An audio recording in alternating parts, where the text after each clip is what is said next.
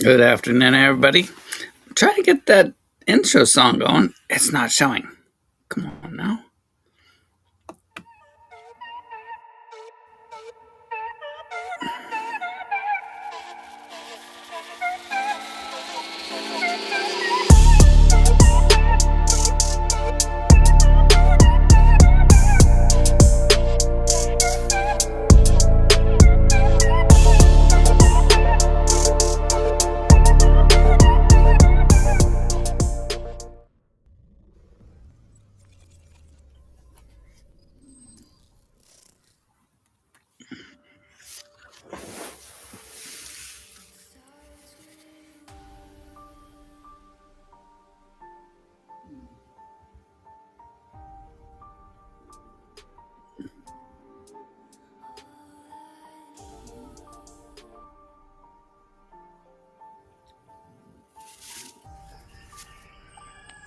And we know what Jesus was when he was a man on earth.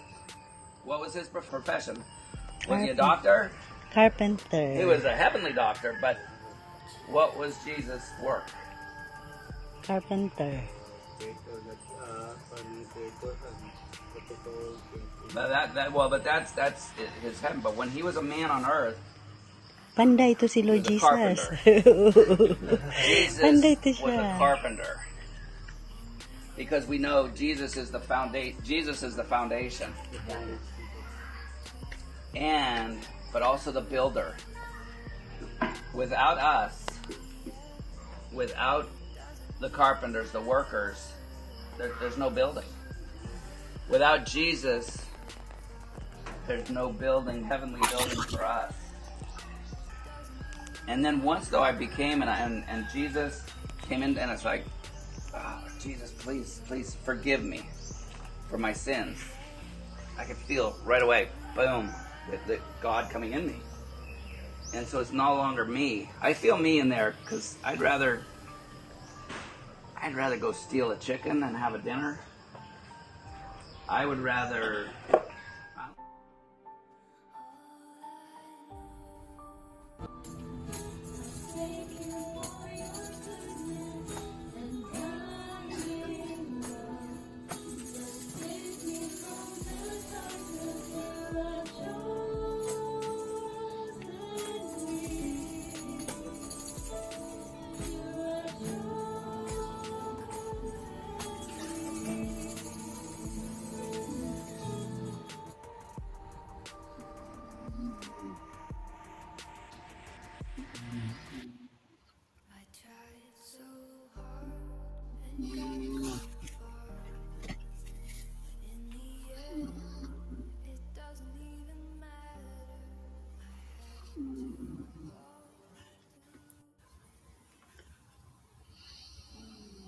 Well, back again. Hello, you all.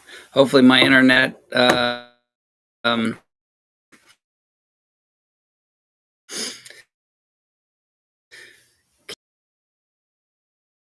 to say hi to everybody, and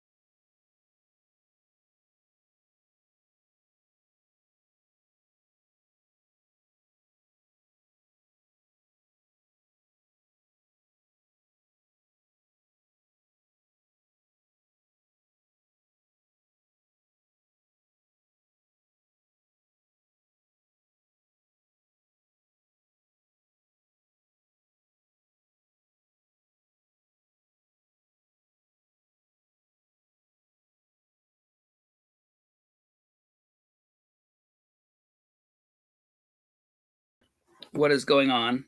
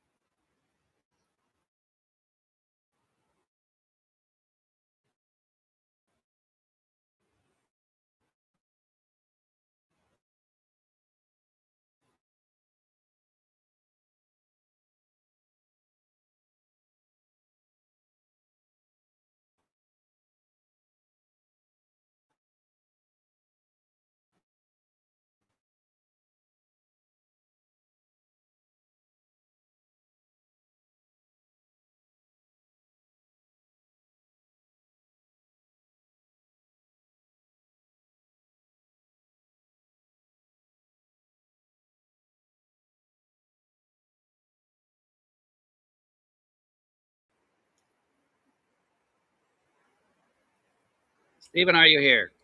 Hello, Dan.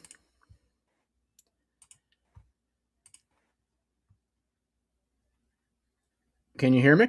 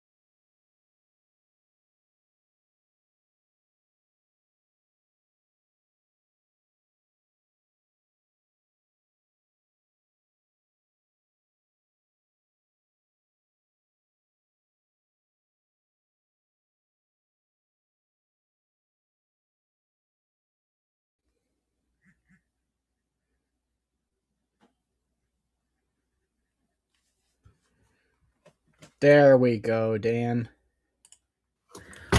Well, talking to something. I'm gonna head down closer to the internet. So Okay. So Dan is so because currently it keeps making on his. breaking. So sing Did and you dance. did you play your intro video, Dan? I did. I Okay. think. That's a good question. All right, let's see if we have anybody. All right, Big Bad Mama says she can't hear you. We can hear Steven, not Dan. Okay, Big Bad Mama, if you're still out there, can you hear both of us now?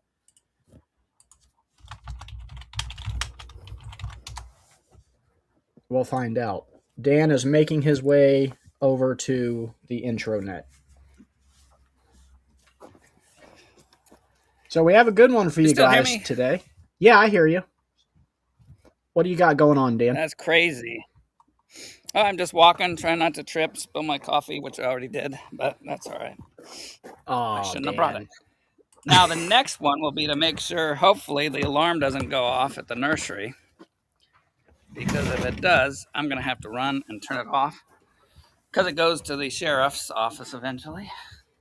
Are you going in the nursery? I'm in the nursery, but I'm not supposed to be. There's a motion sensor, which is not supposed to go off when I'm here, but this section. We will. All right. Rich from Theories of Creation is joining us. Do you remember Rich? Yes.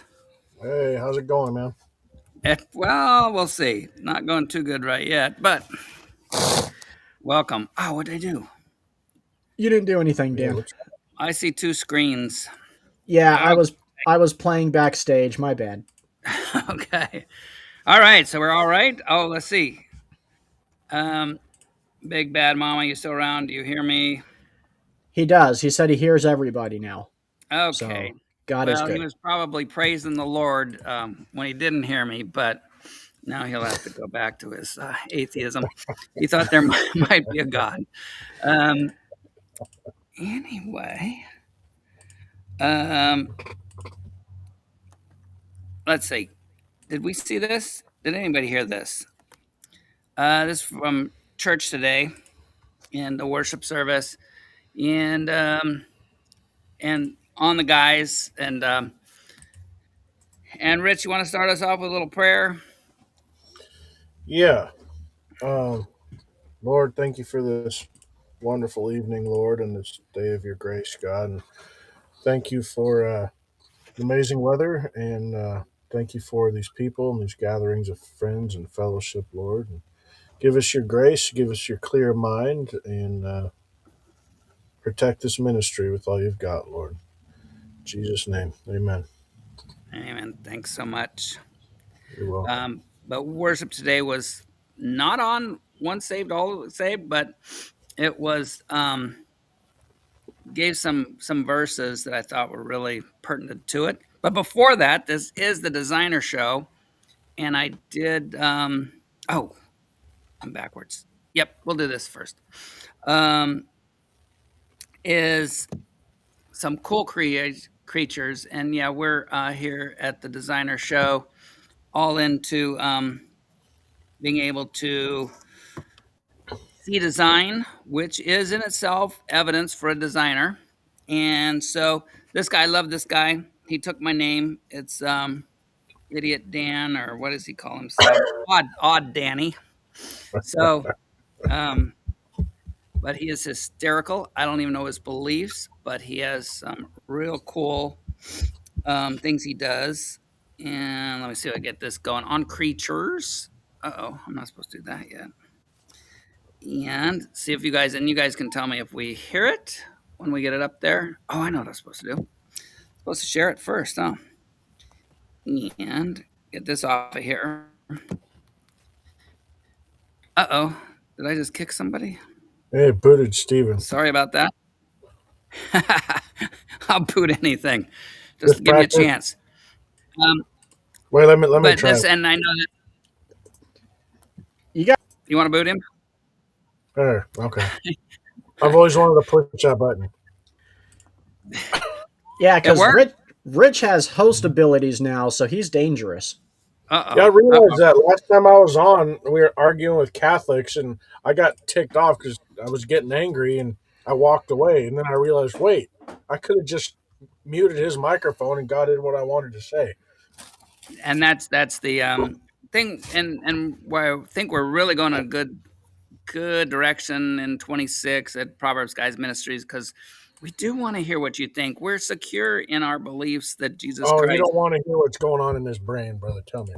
Well, I didn't say that. I said in our beliefs that Jesus Oh, Christ is the way, the truth, and the life, and He's the one that saved us through His sacrifice, if we so believe. And then, anyhow, so this is cool. So, and as we look at this collection, and this is cool because the guy has it on superhero bugs or animals. And so, when we're looking at that, um, we can kind of see like, okay, well, that should be able to be figured out. How to this? What kind of a change, if there's no God, what kind of changes to little creatures would have to have been done to make these things super? And this guy, and like I said, I don't even know if he's a Christian. He never talks about Christianity or belief system at all. Just these cool creatures. And so we gotta see if we can design these puppies. What makes these kind of, in my estimation, far above? This is in this complexity zone outside of this universe. That how does it happen?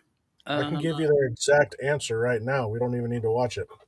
I know, With but this enough is time, if you wait long enough, it'll eventually happen. yeah, no, that might be their answer, but I want to be able to build these things, and if that doesn't build me anything, that's some dude, and that's kind of a does not even a designer. That's kind of the forethought before design, and that doesn't work. Sorry, you got to give me more. All right, do we hear that? No. No, it's muted, Dan.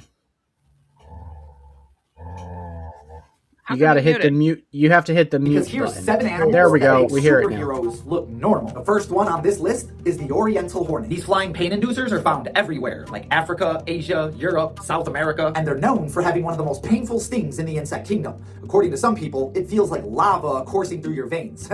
No, thank you. Oh, and I forgot to mention that pain could last for days. Just so you know. So, there's that. But what really separates this hornet from the rest is those yellow bands around their body. Those bands can absorb sunlight and convert the sunlight into electricity. Okay, come on, guys. And I haven't looked at these. I've looked at little things. So he gets these out of nature stuff, and it is through science. So we don't know that it is truth because science is the best truth we've got. But everything I've checked on his bugs when he's or animals or creatures, that it's always been coming through an article. So if this isn't accurate, it's still believable because other things in nature are this complex.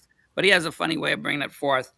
But this one, and if the wasp doesn't do it, we have the stingrays. So we have other things that do work on the electrical band. But again, this guy is just hilarious in the way he presents stuff. Like a built-in solar panel. In fact, it's actually the only creature on Earth known to convert sunlight into electricity. That's gangster. But what makes it even crazier is scientists have no idea what the electricity is used for. However, it's believed that it quite literally supercharges the hornet. They become faster, stronger, sharper senses, faster reflexes. I don't like it. The next superhero on the list is the cuttlefish. To be honest, I don't think they come from this planet. Okay, and that's where I said it's humor. I like it. But on this, and we've gone through these on all different nature, science, biology, and he's just getting it off of those. And so if this isn't accurate, sorry, that's your science to blame, not the Proverbs guys. First off, they have 3 hearts. That's already suspicious. They also have what some people would consider to be the best camouflage abilities on planet Earth. Not only can they change colors, but they can change their texture and their shape too. And they could change faster than we could blink. And don't even get me started on their eyes. They could see a creature from up to 2 miles away in every direction because they have 360-degree vision. You can't even sneak up on them from 2 miles away. Oh, and did I mention that some of them are poisonous and there's no antidote for it because their poison contains an unidentified compound? I'm telling you, it doesn't come from Earth. But their craziest ability is... Okay, so let's go back there of the camouflage. I would love to Come breed on, one guys. of those. What's that? I'd like to breed those into dogs and see if we can get dogs to do that. I don't want to. Man, I'm scared of dogs enough. Yeah, I don't want one that I can't even see. But you look at the camouflage of the different animals that do it, they are mimicking what's underneath them. They're mimicking what's beside them. So it's not like, oh, you see the reflection and pop on that side, which is not going to help them. But to think that the left-hand side or the bottom side, how do you sense something like that and then reproduce it? What would we need, tech guy? If even in your, I mean, AI, could AI even do that? Not yet. Maybe not physically. It can do it probably on the techno end of it. But It could do it 2D, but there's no way even AI could do it 3D yet. Yeah, you're right. Thank you. That's why you're The here. military has been trying to invest in how to do that. I bet they've looked at it every single way. Oh, heck yeah. An amazing defensive tactic to have for the military. But yeah, and so you look at this, but guys, so let's design this. It's simple. We know it came from a simpler little life form. So how do we do that? How do we get something to mimic? And then we got the chameleons, which can do it, and they're not even related to this guy. So did they evolve differently? They said the eyeball has evolved separately over different creatures. Come on, guys. You know, I don't know. And I've told you guys before, I think, if my faith is not true and I'm not into this, I'm still not gonna go, oh, there's no God. It's like, I'm still gonna think there's a creator, and I'm just turning my back on him and never really believed in him as a savior. But look at this, guys. So that's complicated enough. And then the poison stuff with no antidote. But this next one is killer cool. The fact that they can hypnotize their prey. I wish I was joking. They can use their camouflage to keep flashing over and over again, which induces hypnosis on a lot of fish. In other words, if you ever want to be hypnotized, just go to the ocean. Another sentence I never thought I'd say. But the next one is a lot smaller and a lot more violent. The bombardier beetle. They're also known as the chemical cannon.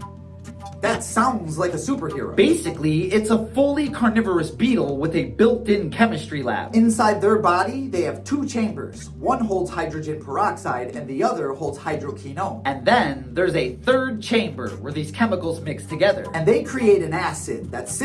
Okay, so here's one that's really well known. And then, our evolutionist friends say, well, this came from a simpler creature that maybe the stink bug, and so it just had a smell, and then come on, look at this, guys. No, you've got to create this thing. So you are going to create this beetle from a stink bug beetle. Okay, I'm buying it until I look at this, and I'm not buying it. You guys, this is Spaghetti Monster is more feasible than this thing being created. How? By small increment steps over, Richard, billions of years? Right, come on. Years, you can hear them off in the woods exploding before they figured it out. Well, and here's the other point, Dan. So one, even if they could do it, which I don't think they can either, that doesn't prove that they created anything. They just reused what God's already designed. And 2, isn't that proof that you need a designer to do this kind of thing? Well, exactly, because then let's break it down. You have something in a in a beetle that forms this little sac that has stink in it, and then those guys lived because not everybody wants to eat it. So then from a stink, though, which is just a sac of some chemicals, this is two chemicals that blow up. This is little nitroglycerin of the animal world. And so you have to have the producers up there. It produces each chemical, but again, if they mix right off, that's going to blow that little bug right to death. The stink bug would be stinking all over the place. And so this, you have to have these two sacs of benign chemicals, and then you mix them together. So then as soon as they mix, they're volatile. They can explode. And so you had to have that little channel for the mixing channel. And come on, guys. So you got the stink stuff on there, and I don't even know if that, I haven't researched whether the stink stuff is related to this, but that's just, again, their fantasy. They're not, yeah, they're made up things. Like, well, it could be this, it could be that, it could be Jello that accidentally. No, let's put this in a diagram and see what we got to do. And that's just the start. Let's see what else this puppy we have to do to make this thing work. It's at over 200 degrees Fahrenheit. As Paris Hilton would say, 200 degrees. Okay, come on, guys. That's hot. And whenever they feel threatened, they could spray this chemical with precise accuracy. Not to mention, they could spray over 500. Okay, check this out. This was a guy that I'd seen a lot of years ago, a dentist guy who started doing things on creation and could this be created. So they used to think this was just a blast shot out, and then they were going, they saw this in the higher powered magnification. It's like, oh my gosh, it's a little shotgun. Well, he calls it a Gatling gun. It is spurts because it's so powerful coming out. It would blow if it was just one squirt. There's so much force, the bug would be pushed over too. It would go, the whatever Newton's theory or whoever it was, Einstein's, whatever smart dude, that force, the force going out is going to push you forward too. And then, you're going to be wherever. And so it's burst so the guy can stay upright. And so, come on, 100 times per second. That's a chemical Gatling gun. In other words, those ants are about to get super soaked in boiling acid. But what's crazy is this chemical is so potent that they don't even have predators. Occasionally a frog will eat them until the beetle sprays in their stomach and then they throw it up. Science hurts. Even a praying mantis won't mess with the Heisenberg. That's gangster.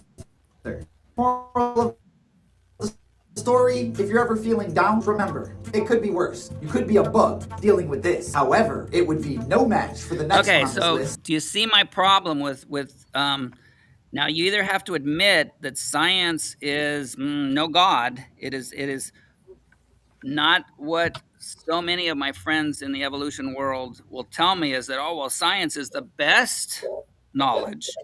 Okay, no, we're kindergarten still. So don't tell me then that there's no evidence for God. This is evidence for a designer creator. You might reject it. What's that? He's necessary, and at some point, if you wouldn't mind, I'd like to add something to it. We don't need to do it now, but the second law of thermodynamics says it is necessary, or God is necessary. Oh, cool. Well, let's do this, and then right after these, there's 4 more of these cool guys, and that's why this guy is hysterical. Which is the axolotl. Let me start off by saying that nothing about this creature makes a lick of sense. First off, those things on its head are gills, so it can breathe underwater. They can also take in oxygen through their skin because their skin acts like lungs. That already doesn't make sense. Makes even less sense when you find out that they actually have lungs. Bro can breathe. But what really makes them a superhero Okay, so just starting out there, we got 3 different ways to take in oxygen. Okay, come on. And again, as a designer, I would love to design. Can you believe a car that would take 3 different fuels and or whatever you want to put in your example? The complexity of this. And we're not talking, again, because I get the arguments, oh, well, is it complexity? What about the patterns in the sand.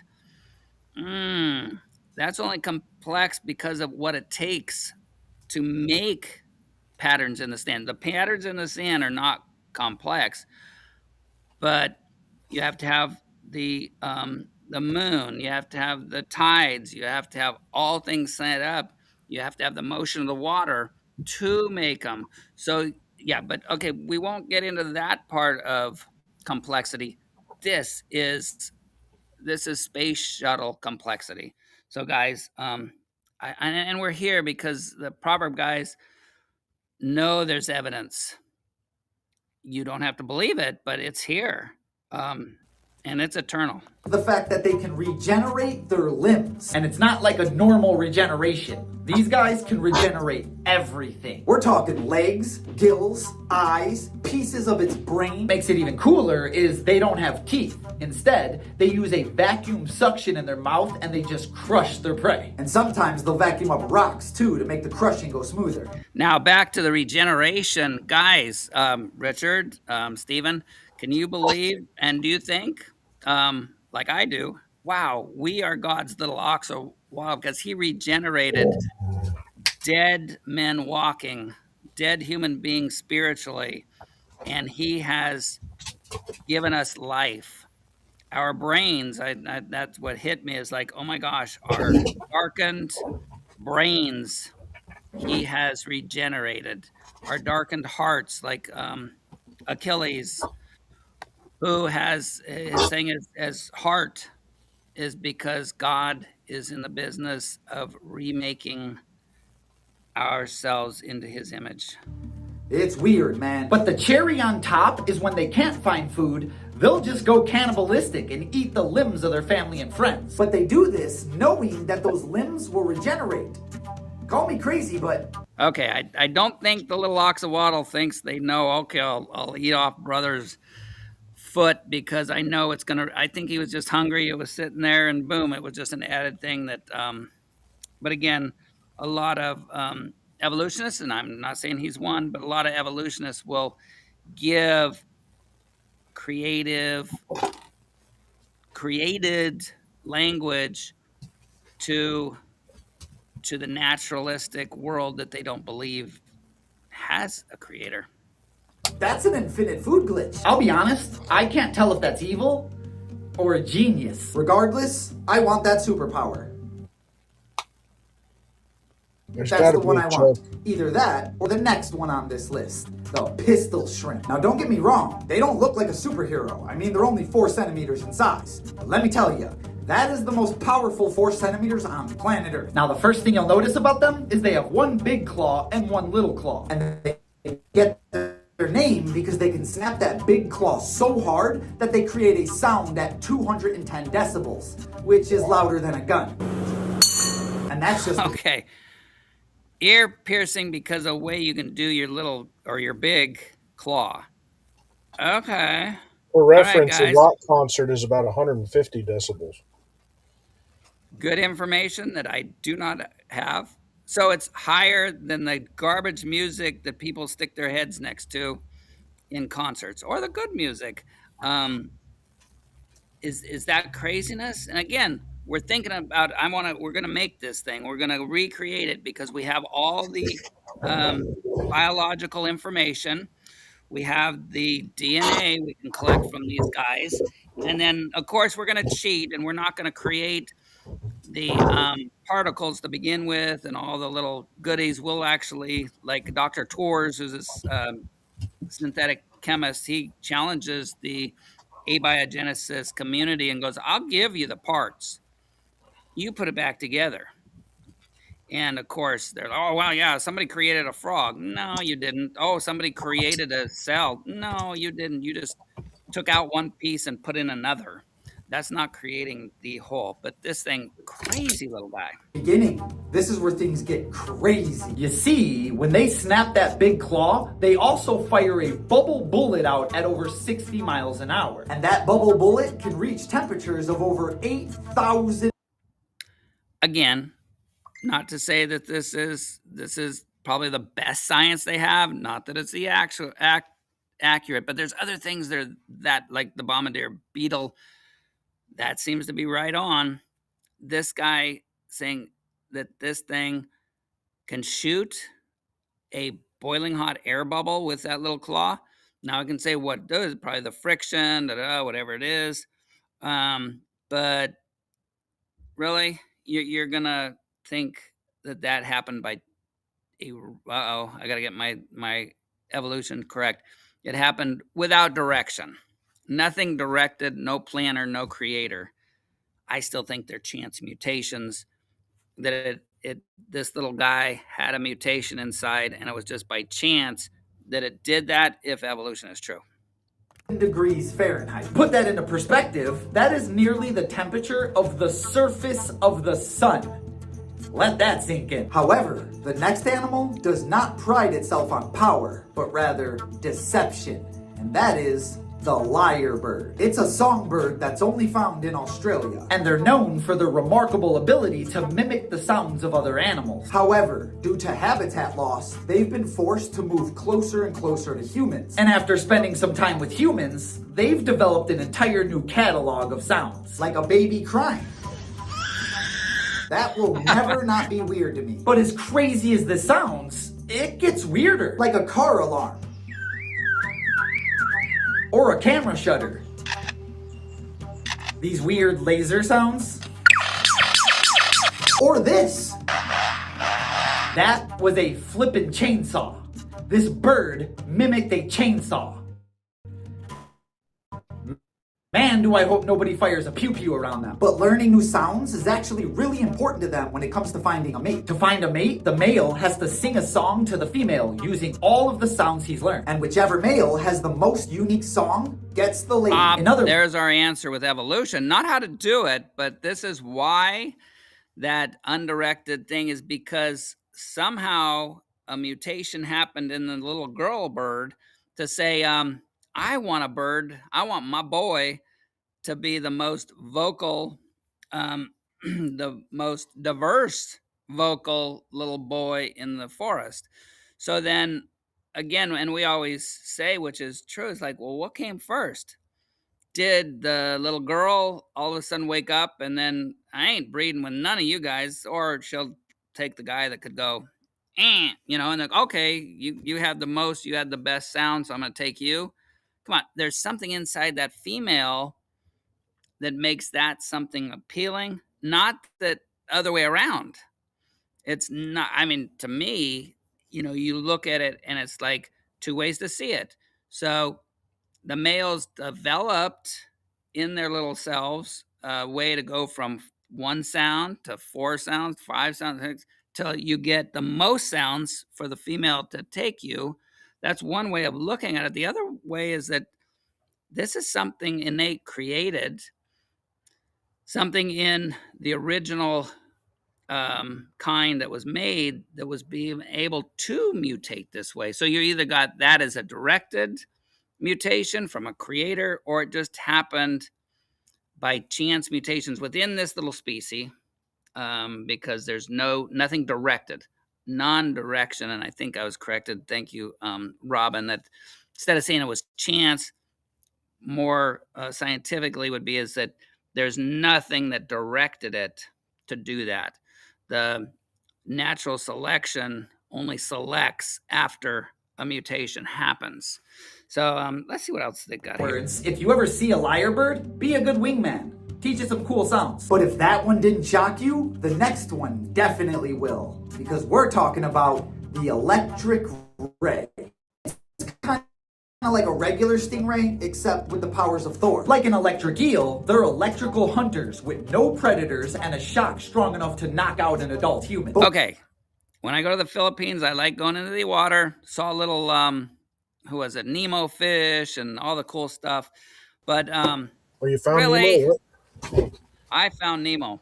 But I got to worry about something like that. Not only that can sting me to death, like the crocodile guy, that cool guy that loved crocodiles, crocodile hunter, whatever his name was. Steve Irwin? What's that? I think it was Steve Irwin. Yes. Incredible. And the thing is, like, He's swimming with the little fishies and he gets stabbed in the heart.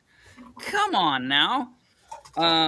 Makes me want to kind of like stay in a bubble like Howard Hughes, man, because not just the germs, these guys is like, ah, don't, I mean, because they look so cool. It's like, oh, I want to pet that thing. You'd better not. Let's see what else it does. What makes them special is the way they hunt. Basically, when they spot their prey, they swim above it and wrap their fins around it, creating this tunnel. And then they just start electrocuting with 200 volts from every single direction. And unlike most electrical creatures, it's not just one shock. These bad boys can shock their prey up to 500 times in a matter of seconds. And according to scientists, they can unload a kilowatt of energy in one attack. Thor!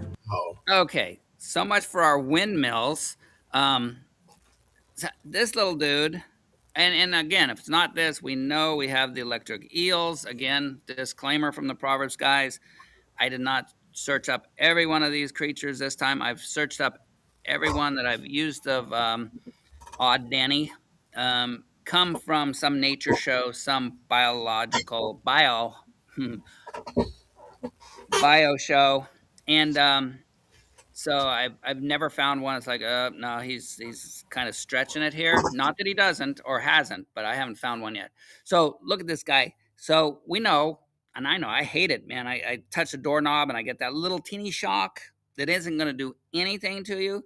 To think there's enough shock, enough electricity, you could be your own little power plant.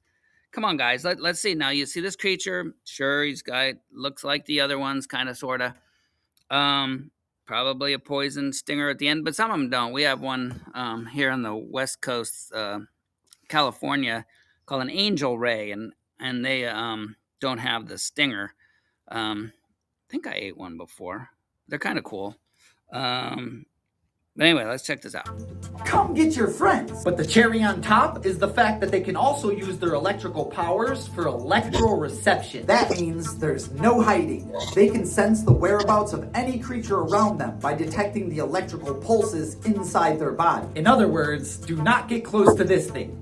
You don't want to deal with a swimming taser. And just like that, you have now learned about 7 animals. Okay, so you see why I like this guy. I like his sense of humor. And when we see that, how do we get, thank you. Come on, guys. You're telling me there's no evidence for a creator designer. I won't even call him God, Jesus, Elohim, just some kind of designer out there. And so I just want to tell you that there is evidence for a designer creator. That little stuff. And that's just, what was it, 6 creatures? Every bit. And then systems, all that good stuff. Guys, there is evidence for a designer creator. And it's up to you. And again, that's why we're here, because we love to debate it. And again, same thing, if there is no God creator, Bible is just a book written by men, why be good? Now, I don't know. I don't think any of my atheist internet friends are here around me. So it's like... oh, Robin is. Robin's out there. Yeah, but no, I'm saying here, because I would tell them, it's like, why don't you come kill me and steal my stuff? Mainly because I don't have much. But even if I did, why? Because, no, evolution says you're better off. It really does. And we're communal. It's like, we'll evolve past that. Why is that a good thing when we're overpopulated and we're told that mankind is killing the planet? Well, then it should be, somebody should mutate back to psychopath and start eliminate some people, and then you're going to be the stronger. You're going to be able to get your genetics out there. So anyway, Richard, you had some comments, and I just I appreciate it, man. That was, I learned a lot there. I mean, I had no clue that there was a wasp out there, or a hornet, whatever it was, that actually had natural can't speak right now. Natural solar cells or whatever built into its hind quarter there. But you're talking about evidence for a designer. I mean, it's within the laws of physics. I'll only bring up one of them now, but it's one of the things I've been digging in, that the universe, that God is necessary for the universe to exist. I'm going to try. How do I share my screen and then Alt tab over? Is that the best way to do it for my PowerPoint? Yes. Yep. So, oh, okay. I see. It pulled up a little thing. I got to choose. And while you're doing that, did we put a link in there, Stephen? Yes, I posted the link in all the group chats, and also it's pinned out in the comment section. But Okay. we're competing right now with Burning Bush's channel, and also Aiden is having a live debate. So Oh, we we're competing for views at the moment. We'll catch that's up okay. later. I did do the disclaimer if it came out how yeah, I just needed to get back on track of doing my shows. All right, Richard, it's yours. All right. So this is just a copy paste from the internet. This is their exact definition of the second law of thermodynamics. States that all spontaneous processes in the universe tend towards increasing entropy, which is a measure of disorder or randomness. This means that systems naturally move from a state of order to a state of greater disorder. Right? So here is example of what happens when the laws of thermodynamics get to a house. It just slowly decays over time.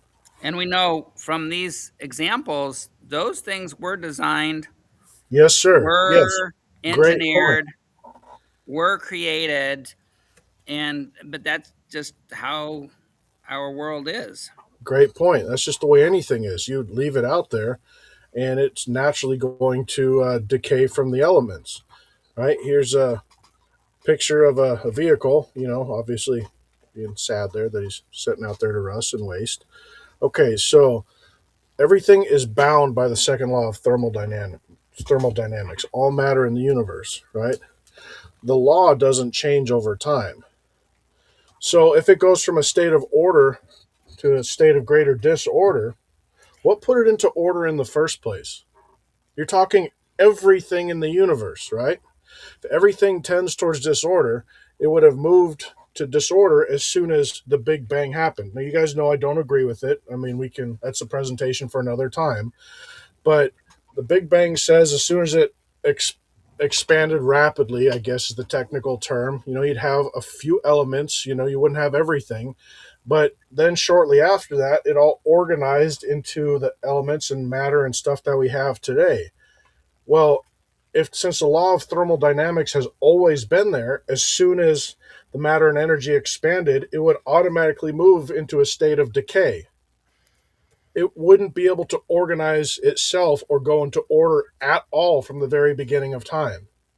This law right here shows that something had to put it into order, and then it was bounded by the law, right?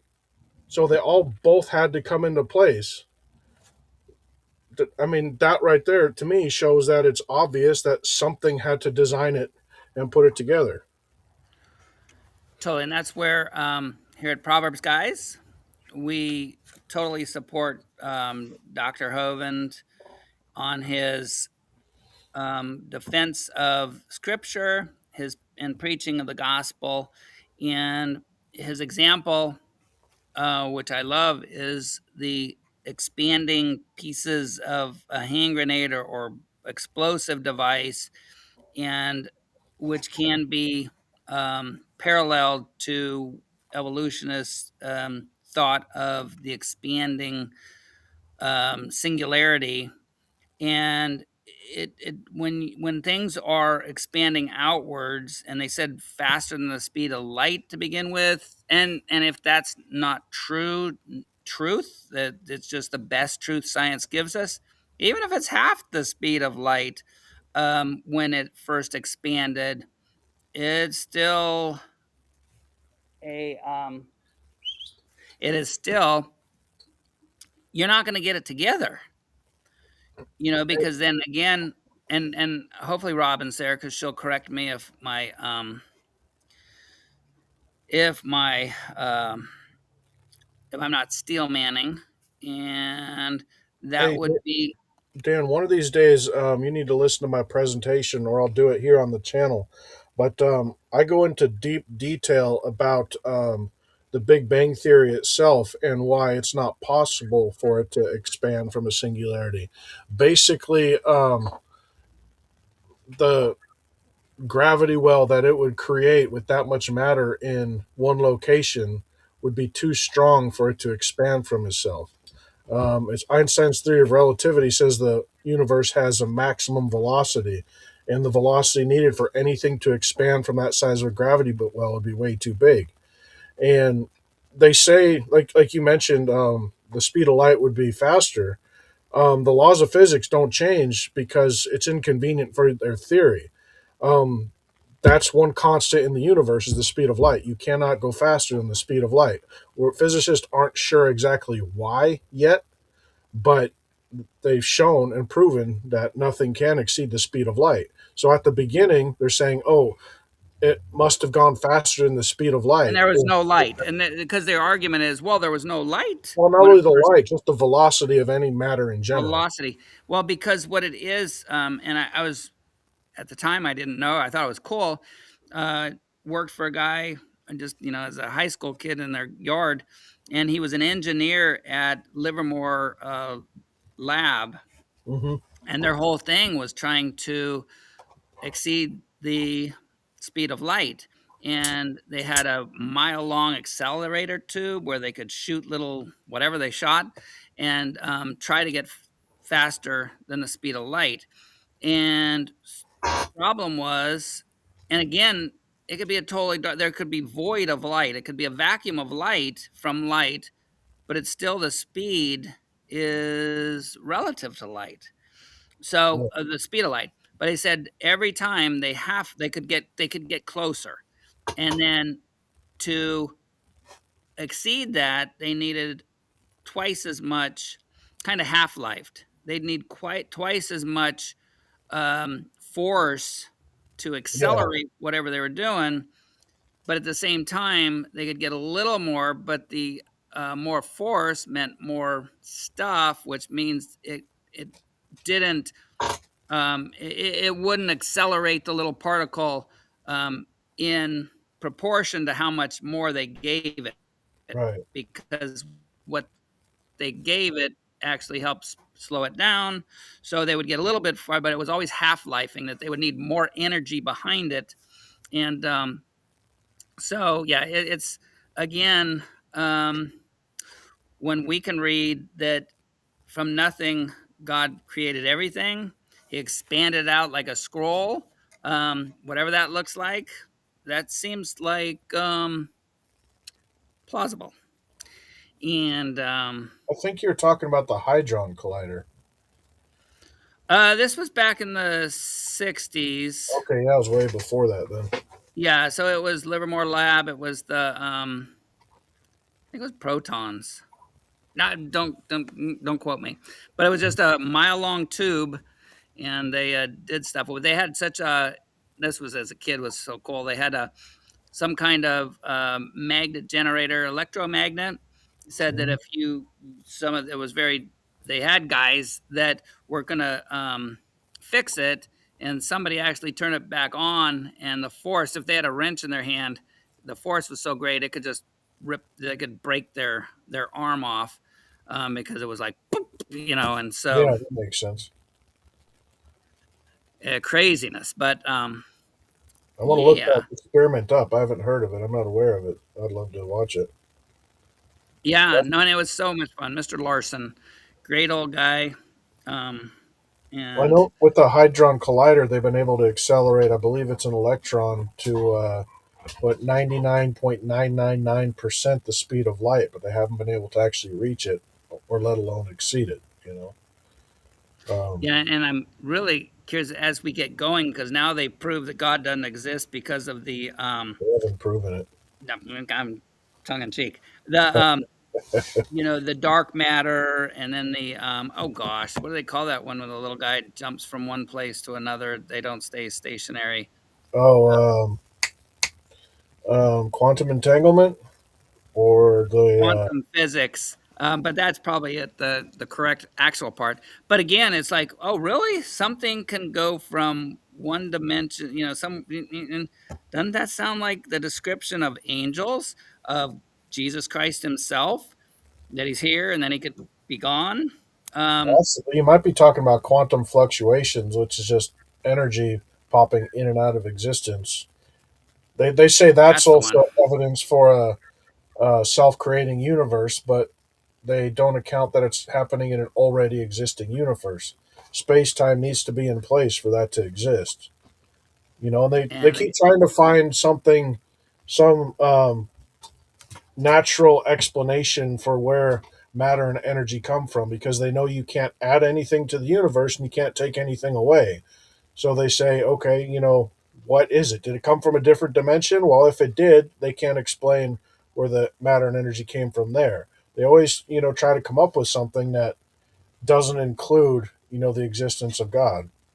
no, exactly. And then that's again why I have some of my best friends like Robin here online, is because I truly think she's searching. She's not the prideful to me that, oh, I believe it because science says it. Yeah. And why I think is because as a theist, and I'm not one that's like, oh, I've got it, I've done, and so I'm right, you're wrong, and if you don't believe me, that's why I can be friends with people who believe differently, because I'm seeing it just through God that is I've got any of this knowledge. And if we wake up, and we don't wake up because at the end of life, it's just a darkness and you go back to compost. I've had a happy time being compost bait. And so, again, that's why I think, in humility, that's Can, why I just keep putting evidence out there that seems like too complex, too much complexity to think it couldn't, that there was no director, no direction. And again, with your comment with the science stuff, is I think I just did that one. well, no, I want to comment on this one also. You just took it off before I could. Oh, okay, it's Um, back on. This is well, our it says good. it's the most reliable. Science actually is a pretty indefinite study. That's why we use it. It's our theories, that we want to claim are perfect. And I guess what they say is that they want to come up with an explanation of how the Big Bang Theory and the universe starts. And a lot of times, what you see is that their um, their theory isn't holding up when they discover more things. So instead of changing their theory of the origin of the universe, they try to change, the physics and the science, to make their theory sound right. That's not how the scientific method works. We use that scientific method because it is the most reliable thing and the most accurate thing that we have, and so the principle of the science should make them say, okay, maybe the self-creating universe isn't actually possible. But no, that has to be possible because they can't have God in their equation. So they got to Well, change all their methods and laws of physics in order to make that one thing and happen. that is one of my arguments is that, and hopefully I'll remember it because my screen just went, my battery's low. Um, Oh, okay. Well, if you need well, to cut this not out, we can. Yeah, not that low. But so with that is science has to be in a box of naturalism. Like why? If science um, finds something that just some natural occurrence, and we've seen some of those cool. Um, they look like they're huge columns coming out of the rock, and they're going, no, that really is the type of rock. You can do it. You can actually have that happen naturally. All for it. But there are some things like what I show on the videos, what you see in nature, the inner workings of the cell. And it's like, at Yeah, this time in history, you don't have a naturalistic explanation and you don't foresee one. So, therefore, if you think there's not evidence for God, because that is evidence for God. Now, as we get going and they think, wow, early Earth, 14 billion years ago, that chemicals, they were there to be able to, there was some kind of force that made non-living chemicals come together, because as you know, I'm sure, that the law you showed us, that Hmm. was the Second law, law of thermodynamics. so that everything breaks down, and that's what the Miller-Urey experiment actually showed. The best they had of early Earth conditions, things could be created in that tube, in the beaker, whatever they put it in, and Right. then but they had to separate the good chemical attracted bonds that were the amino acids, and they I think whatever they did, I think it was some amino acids, 20 of them or something, but those things had to be separated, because what would have happened if they left them in another day, another 2 days? Those bonds that, now we got these amino acids, they would be affected by the other chemicals that were still in there, and they would have gone to other useless. They wouldn't stay in that stasis condition of staying around. So, yeah, they keep building, breaking, building, breaking, and to get, and they're estimating 200 different little parts, complex parts, to make life. Now, what they're doing, and you know that, Richard, is they're like, well, maybe we don't need to define life as so complex. Right. Maybe it Change the doesn't. definition so they sound more intelligent. Well, and it backs up their theory. But again, in church today, and I was going to get to there, and I um, probably won't, because this has been such an awesome discussion, is that God in the Bible, whether you believe, okay, the Bible, we'll just say the Bible for my friends who don't believe that it's God's word, but in the Bible, it talks about how the created material, the stuff that has to be fitted together, and you look at everything, and it's like, you've got the little creatures we saw, and take any one of them, the bombardier beetle, which was one of the first ones I saw. Yeah. Uh, I think it was creatures that defy evolution or something like that. I was a dentist who was an atheist, evolutionist, and through these things, he was like, man, how does that happen? Because he was scientist enough with the teeth and how things grow, Yeah. and he got into more, because actually somebody asked him, it was a Christian, to this professor, this dentist professor, is like, well, that sounds like you're not very, you're not giving facts. You're just giving so stories. And so he talked to the people, and it wasn't right off. It was after his thinking, after he was going, it was like, wow, yeah, how do we, he just regurgitated, yeah, it just evolved. But how? And that's when he got into the part of the bombardier beetle, that all those little parts, and you can't have, you can't have them slowly. Now, unless the evolution theory for 100 years was wrong, that said slow, gradual over billions of years, or a long time, deep time, that is the mechanism. Unless there's another mechanism out there that doesn't use small incremental steps, that beetle doesn't happen. And then you look at the so much of the little guys that were in that video, there are multiple complex.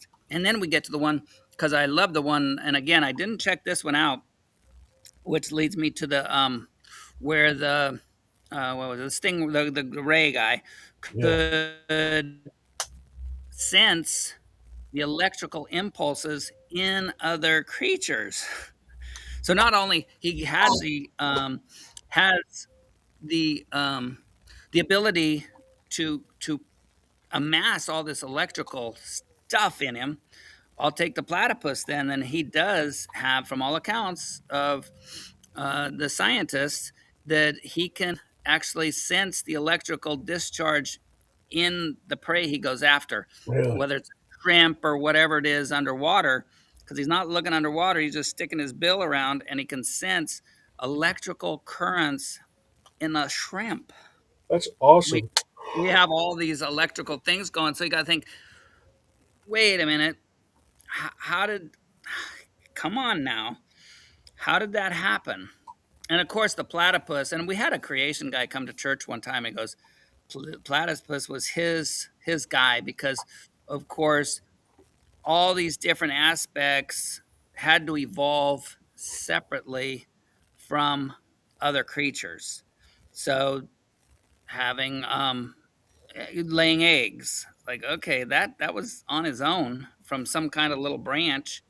He had to from some other creature we don't even know yet, because all of the things the platypus has is all these different, and you joke about the crocoduck or something. Platypus, that's what he is, man. He's got the bill like a duck. He's a mammal. Gives off She gives off milk. The female ones, they have poison in their spur and their legs, um, all Yeah. this different stuff. And it's and the guy was, and I believe it is, like, he was a comedian. God's a comedian.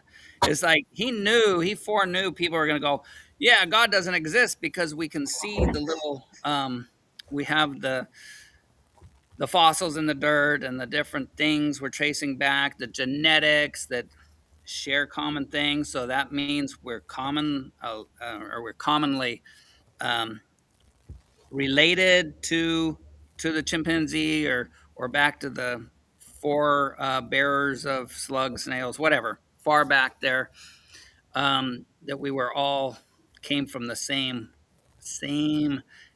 creature. And it's like, yeah, put this one together. And so the platypus is like, he's his own little thing, because they have their little tree, and the mammals came after the fish, mammals came after the egg layers, and so Oh, it's I'm a glad you brought that up. I mean, I always wondered, how evolutionists explain and why they don't point to the platypus as like a big common ancestor, but I've never seen a video on that. But it sounds like it defies the entire evolutionary theory because it's like everything in one kind of thing. the tree. It's the tree it goes against, because yeah, but again, they go back to the and I can do this, Robin here. I gotta know who I'm there, because some people love Richard Dawkins. Um, Robin and I agree that he's a pig, and I pray that he gets Jesus. But his thing with the eyeball. Oh well, yeah, we could have a light sensitive thing, and then slowly build in the, what is it, billions of nerve endings in there, and but they say that the different things evolved uh, eyes, but not through the same relatives. You can't trace our eyeball back to every eyeball, Yeah. because again, you saw the one there in the little what is cuttlefish. We have different ones in we share eagles. Anyway, the different types of eyes they're thinking came from different evolution tree rings, and it's like, really? Say, like wings. We've got the insects with wings. They say that was a different evolutionary branch. No common denominator from a bird to a bat. Bats had to do their own little wing evolution, and it's like, really? Um, you have no direction, but they all go to the same direction. It's again, to me, evidence for a creator. Um, you'd have to show me the process, because there's no mechanism well, the process is natural selection. And Robin, if you can check the things up there, where did Steven go? That butt. He Yeah, he always, left, I don't know, oh, at he least does 10 all the time. minutes ago. Sorry, Robin. Yeah, there was, you were talking, I think I've seen that series about the dentist guy who made some about all the animals. He had an episode on the giraffe. There's one thing that I remember from it, like, so if you've ever been like working on a floor or something and you stand up real fast and you get lightheaded and dizzy, right? I've So, been doing that lately. I can't laugh. I started to laugh, but I got that vertigo lately. Oh, yeah, no, no fun. I'm sorry to hear that, brother. But anyway, they said that would be a big thing with the giraffe when he's sitting down eating grass and he lifts that 13-foot head up in this into the air that he'd pass out. But apparently, in the giraffe's neck, there's like little valves or muscle or something that keep the oxygen and blood flow up in his head to keep that to prevent that from happening. How did that evolve over time? Did he just fall over and die and pass out over millions of years before it just happened to be birthed with that ability? Again, they show the I can drive on ice, Robin. haha, I'm from Colorado and Montana, so you've learned. I actually did do pretty good. Actually, that was a cool story. And again, just I the need good tires amazing. though. Well, I was driving out to the Bohemian Grove. Is about a 30-minute trip from our house to Monterey there, and I had my uncle with me, and he had just the years before that messed around on my aunt, and he was actually my blood relative, but he messed away around on his wife, and I still loved him. He was like my favorite uncle, but um, I was kind of mad because my mom was, like, "Oh, what did he do?" And so I'm driving out there, and just by chance, I go around this corner. I was in this '64 Volkswagen, big tires, and I go around the corner, and I start like losing it because it was wet and I was going too fast at 18 or whatever I was, and it was really funny because he like hit the floorboard, and he was a tall guy. It was kind of funny, but I was just how the brain works. I just like did what you're supposed to do, but I never had training in it. And I just looked at it, I was like, man, looking back on it, I should have been in a tree. Why would I defy what my brain is doing? Because you're sliding this way, you want to turn this way to get back straight, but no, you have to go with the gravity, and then the wheels when they stick, then you luckily and made it. And but how did I? And I've done that before with I don't have fighting training.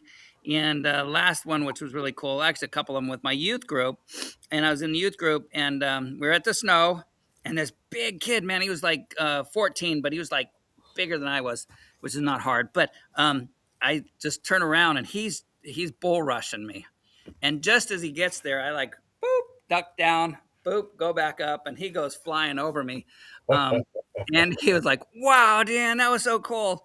And it's like, but how does that, how does that work up here?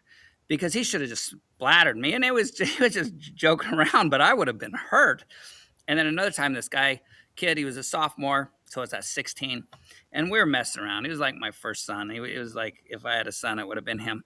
And so we're messing around, and he grabs me, and luckily at that time it was before he was in special forces. Otherwise, I was dead. But I just went down, went up, and he tripped me at the time. And luckily, thank God, I didn't break his neck, because when we landed on the floor, I had my elbow in his neck, and totally accident. And he started like I started putting him out because he goes, "Okay, Dad," and I get up. And he goes, "Oh, Dan, teach me how to do that," because I was actually doing the move where you can, whatever that's called, where you can make somebody pass out by getting their artery. And Yeah, I I did go, that in the fifth grade. I was really pleased. it, it Yeah. it was what's that? No, I did that in the fifth grade. And man, I did some dumb things back then. Kind of. Yeah, but it was funny because he was like, Dan, teach me how to do that. And I was like, dude, no, no, no. I just accidentally fell on you. There was no, I don't even know. It's somewhere in here where you can press somebody and they'll faint out. Yeah, I have don't basically even have a clue where it is. cut off the blood supply. Yeah, I never played that way. I never, practiced on friends or something. But just to have not that happen, but just the thing of flipping him like that is just, where does that come from? I just, again, just something simple like that. The Come on, guys. Yeah. That sounds like something more complex than I learned it from some monkey, some genetics from some monkey. Not a monkey. I'm sorry. that actually just because of my bringing up. We always called the apes monkeys. That's incorrect. Some ape, but anyway. Now, Richard, probably some backstory. Robin drove a milk truck up north for a long time. So this is well, she's pretty good, but that's probably why she said nobody. Because I know we've talked before where she she'd have these idiots thinking they were, speedsters on the ice, and of course with her with the milk truck, you ain't getting out of her way, and she's not going to get out of yours. Yeah. You just gotta, yeah, some pretty hairy things. When I was a truck driver, I wanted to write a book called Ego versus Physics. Now you see people with really big egos, just all ticked off. They come and cut off a semi driver, and because they didn't give enough time or they don't understand the stopping distance, they get completely crushed and crumbled. And yeah, never mind, doesn't matter. Um, yeah, I didn't know she was a No, milk truck exactly, driver. and thank you. Yeah, no, we've had some good because I work for one of my customers is he owns a ton of trucks. I don't know how he's going to make it now in California, but yeah, just a real good guy. Not a believer or anything, but just yeah, just some of the stories. And then now it's cool with I love watching the stories on YouTube where you see these little cars just get smashed up because they're being idiots. And not the ones that's like, oh man, they just blew it. No, these are straightway um, idiot drivers that are messing with the truck driver. Like, no, give that truck driver space, and Robin would know that. It's like you don't know how what he's doing. What he's got tons and tons of stuff behind him. He's not out to make you mad. It's like give him space. It's like a pit bull, man.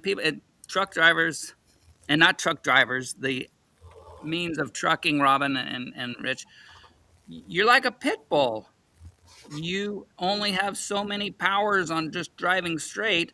Pit bulls only have so many brain cells to to not bite you if you're stupid. It's not the pit bull. Give pit bulls plenty of space. Leave them alone. Truck drivers, just give them space. They're not. Um, Actually, the pit bull is probably more mentally out to get you than a truck driver that's just trying to get home safe, getting in his load to where it's supposed to be, and Depends not on the dealing. pit bull. I mean, pit bulls are some of the most loving dogs. They're very protective of their pack, but it comes down to the owner. If the owner's going to treat the dog like crap, he's going to treat everybody else like crap. But I was at a friend's house earlier today. They have a pit bull mix, and it's just the most loving dog you'll ever meet in your life. Not a Yeah, mean no, dog. no, it's and I think though it's the breeding too, because you got all kinds of, it doesn't matter how you handle a dog that has interbred too much. They're little crazy dudes, and a lot of things on any breed, but it's just pit bulls got that mouth, and they're designed just a lockjaw. Yeah, yeah. Um, I wouldn't want and to be bit by so one. Yeah, and so and that's where all pit bulls get the bad rap because a lot of people are overbreeding them, and then there's nothing you can do with that dog, a Chihuahua, whatever dog it is, German Shepherd, any dog, a Great Dane, that just that dummy old big old oof. If you interbreed those guys, they're not they're gonna be brain humans, clownfish. Robin, you're not talking about me, are you? Um, And oh, yeah, I did post, and this is way back. And sorry, I'm gonna smack Steven one of these times, but he's bigger than I am, so I'll just pretend. Kick him in Um, his shins and run away. yeah, and then he doesn't. Well, actually, I think he was out there talking, but yeah, the evolution over time, or it evolves. Things evolve over time in small steps, and that's easy to say. But again, how do you small step a bombardier beetle? How do you small step something that has enough electricity to run New York, and then disperse it into you? Um, yeah, so. Oh, and here's the bird. This would have been the bird. Um, and that's why I love Robin because she keeps me honest and then does have keeps me honest on steel manning the position. Sexual selection is just the female bird or whatever animal choosing the male that they like most. So then the male who do the preferred action pass off genes. Yeah, and so that's the problem that I have is that the female is making choices.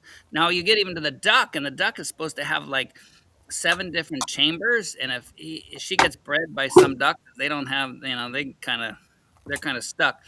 So whatever boy duck latches on to her head crest, he mates her, but she has the ability. It says, and this again, this is what I've seen on nature shows, and is that there's 7 chambers in there, and she can select which male. So again, and that would be a selection of, whoa, you want the stronger one, you want the prettier looking one. I don't know, probably the strongest and beefiest, and maybe whispers best into our ear or whatever. But that's still that's still a lot of complexity to do a simple act of the biggest guy gets you, and then this is the choice. And that's the thing is that having. Dan, I got to go in a few minutes. Okay, good. We'll shut down then. I'll just do a couple more. Anything else you wanna? I'm glad you're doing this designer show. I mean, I'd like to come in and talk more about it. Let's do it in our Proverbs guys chat, because I'd like to, yeah, because especially because this is such a cool subject. Just had a guy, where was it? Oh, I was listening to Lee Strobel, who had a dream about God when he was little, and then I think it was like 10, and then his thing is that when he started high school, though, he or school, and they were saying like, oh, we got God. Oh, first it was that there's suffering in the world. How can there be God? When he was little, then it came to biology class that, oh, we can have all this complexity without a creator by naturalistic means through godless evolution. That was step 2, and there was one other step. But yes, here's another guy, and this is why I support Kent Hovind's teaching of creationism, even though I don't agree with everything, because he's not as smart as I am. See, I just did a Kent Hovind joke. And but that, yeah, multitudes of our youth, because they would have just like we did, we have the thing of right and wrong, and it's like sometimes wrong just is the more fun path, I guess. And so that is godless evolution is bringing people away from what I would say the thing of a God and a creator. It's a worship of self. Well, and it is, and you know, um, oh, 5%. It says I have 10 more minutes, so that'll be perfect. We can get out of here. Okay. Dan, you have, and Maxine can come and say goodbye. Say goodbye to everybody. Oh. I gotta watch her though. She found out there's a big chunk of fence here at the nursery. She can run out to the street, and she is a naive little girl that thinks that she doesn't have a clue on that. Not that any dog does, I guess. Yeah, I'm still waiting for them to find a cure for canine stupidity. You can make millions of dollars if you find one. If you do that, make it usable for humans, because I need some. You're pretty bright, man.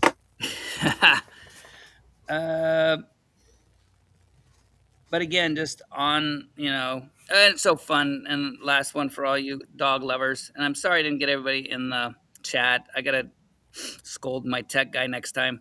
And then actually, you, Richard, if we get together on this, is, plan in advance. Anybody that knows me, I do sometimes. And then check out our chat, because we have a lot of good friends. And I did want to end, and you can check out anytime. I got to, and I have, doesn't say, about 9 minutes left, folks. Well, hey, I gotta go. God bless you, man. I'll see you later. We will see you. Well, chat, and then, yeah. 'cause We'll I'd love be in to. touch. very good on some. That way you'll be prepared, because of course you see I'm prepared. Cool, because I'm just going to do a couple things we got in church today, which were awesome. So God bless your week. Goodbye. Um, let's say church today was on. Let me see. I'll just bring it up, and then I don't have to. They're doing a series, unmovable, building a faith that won't collapse when life shakes. That's kind of was the series is on being unmovable, reason, purpose for why our faith is. Today again, yeah, building a faith that won't collapse when life shakes. It's you can find it on YouTube, Hessel Church, Hessel. Anyway, so or you can look onto some of my channel. I think I got some there, but if not, anyway. So, and that's the problem all humans have. I think is like, what's the purpose? What, and then what happens when the storm comes? They had a cool picture. I don't think you probably even see it. Oh, there it is. It's like this little house or something on a oh, that's AI. But I've seen one that off of France, I believe. Don't quote me, but it's this lighthouse, and certain times the waves just crash over the lighthouse itself, and that was on a thing of being built on unmovable things. And I got to hurry because now, man, this is fast. 6 minutes. Okay, so and then so I think we all share in life as troubles. Life can suck, and then again, why go for it? And Habakkuk, old time prophet, thousands of years ago, said, after saying how the people had strayed, God was not happy with him. He was wiping out evil, but he said, "I will rejoice in the Lord. I will be joyful in God, the God of my salvation. The sovereign Lord is my strength. He makes me suffer. No, he makes me sure-footed as a deer, able to tread upon the heights." And I know in my life and my experience, there's things that I've done that's like, whoa. Again, I told a story because actually I did a testimony at church, and Philip, my son, he's like, "Dad, when are you going to do your testimony?" It's like, man, they don't want to hear an old guy, but I didn't tell that to him. But so I actually did one in a little private group we were having, and the pastor was there. He goes, and I told him, it's like, man, next time you do a thing, Philip wants me to really do a testimony. So last week I did it. But one that Philip really likes, and I do too, is that if everybody knows me, there's fight or flight, this boy's big time the second. I'm gonna run. And with these hoods, and I might told it doesn't matter. If I told it again, it's okay. So family, it was friends, and this guy married in who was a thug, and so they had a kid, and he was going to divorce the wife and take the child. It's like, why'd you tell me? I'm not even your friend. So I told the sister, who told the wife, who told him that I snitched, and he wasn't happy. So he had this 9mm cop killer bullets, which I didn't really care because I'm gonna die anyway. And so he sticks this thing and one in the chamber, because that way, even if you just just touch this thing, it's going to go off. Didn't tell him that I thought 9mm were for girls because, but anyway, I don't care. They're all guns. But he put that thing in my face, and like, how, you could just see just the anger, you just rage. But it was so cool because I was like that not out of body, but it was just like I had no fear, I had no fight, no flight. I was just like sitting there being rational and like, he can't kill me here, because it was stalking in not stalking that way. It was stalking a store. We're in the back room, and so what's he gonna do? Is he gonna shoot me here? there's going to be, and that's a cop killer bullet, which I knew is armor piercing. So you ain't going to, I knew he was smart enough. He would clean up a scene. There's no way you're going to clean up a bunch of bottles with my brain matter or whatever, wherever he shoots me all over it. And plus the bullet that's going to keep on going. And just, it was fun. So I was, like, oh, well, God, whatever. And it's like, was such a change in what my life is. And we're almost out of here. Let me quick. And he ended up doing nothing, but I figured he didn't think me or his kid or his wife was worth it. Some Ephesians. This was cool. Those who do not obey the truth, their commander is the powers of the unseen world, the devil. He is the spirit at work in the hearts of those who refuse to obey God. So, and I know some people are here because of hurts of past Christian people who hurt them. But God is a loving God. And on the, did I say this was going to be once saved, always saved? We are, and I won't bring it up because there's only like a minute left. We are God's masterpiece. So God foreknew we were going to repent, accept him, and he's going to make us into his masterpiece, and then he's going to let us destroy it. He just wouldn't have done it. Now that's the lousiest father. And let me get out of here. So that's why whole thing rests. There's more. We'll continue this. If I want us to do that. Oh, come on. Let's do this out thing. Here we go.